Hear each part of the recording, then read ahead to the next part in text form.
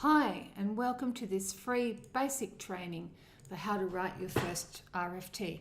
I'm Sue Findlay from BidBuddy, and it'll be my pleasure to walk you through this suite of documents and explain its contents to you. My objective is that by the time you've watched all the videos, you'll have a very clear idea of how you can respond to your first RFT. Look, it can be an overwhelming process, so I'll attempt to simplify it down for you to a step-by-step list of instructions. I'll walk you through this tender and I'll provide a narrative to each common element, what its purpose is and how best to respond to it. I can do this because most RFTs that come from mature buying organisations now pretty much follow a standard format. To get the best out of this course, I recommend that you print out your document and have it on hand. Watch each video while referring to the document. Make lots of notes. Take action immediately. This is really important, guys, because as I'm stepping you through it, I'll leave you with a list of things that you need to do before we move on to the next video. And then at the end, prepare a library of responses for your next bid. Now, I'm going to make the assumption that you're a small company trying to compete with the big boys. And I selected this deliberately because it's one of the biggest challenges smaller companies face, how to compete with bigger companies and win. It is possible though. When you're in that space, there's really only one way you can compete, and that's by being flexible, friendly, and real keen for the work. Because by that stage, you are contrasting yourself with larger companies who tend to be less flexible, less friendly, and a bit meh about winning the work. And buyers like companies who want to do business with them. You must inject that flavour throughout your entire tender, but not appear desperate. The words you use are very important. Your business must also appear to be competent and well managed. To achieve this, you need to understand the purpose behind all of those questions that they ask and the reason why they want all of the information that they're asking you so that you can touch those buttons. Now, initially, when you look at a request document, you have some initial decisions to make. The first one is whether you're going to bid or not. This decision should be made and documented.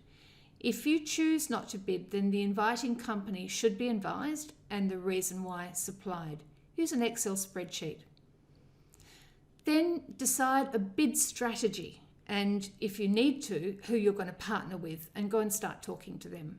To win, you need to develop a strategy and begin developing your relationships if you don't already have formal agreements in place. Buyers like to see mature relationships between contractors and subcontractors and partners. Then you need to plan the development of the bid response. Most people miss this step. And what happens is on the last day, they're panicking and pulling an all-nighter and redoing their pricing over and over again because they failed to plan in its first stages. And this involves determining who's on the team, the bid team, and what has to be done and when by. You also need to get in early and seek any clarifications. Sometimes there's information missing, and the earlier you get in and ask for that information, the more time that you'll have to act on it. And the more time it gives the company, because they don't always get back to you straight away. So the earlier you get in with your questions, the better. Then you need to prepare your response. Always plan before you prepare the response, and don't begin, as I said earlier, until you have a plan in mind. And then compile the document for submission. Consider if you need extra time for printing and couriering. Even these days, a lot of companies aren't in the modern era and they need hard copies printed. Also consider how long, if you need to get any approvals from within your own company, how long they will take to get, because that will determine the date and time that you actually have to have the document finished, which may not be minutes before it closes. And then, of course, submit on time. So in this course, I'm going to cover the basics to get you started. In it, we'll cover, first of all, the bid decision. That's such an important step because it can save you an awful lot of time. Getting started and what to look for. Then in Module 3, how to prepare the response template. Module 4, how to address each common criteria. And the common criteria I'm going to talk about are key personnel, demonstrated experience, demonstrated understanding and methodology, demonstrated capability, demonstrated capacity, and pricing. If one of those or more of those are not in your list, then just skip over those. If you have something else, then post something into our forum and or shoot me a question and I'll give you a hand.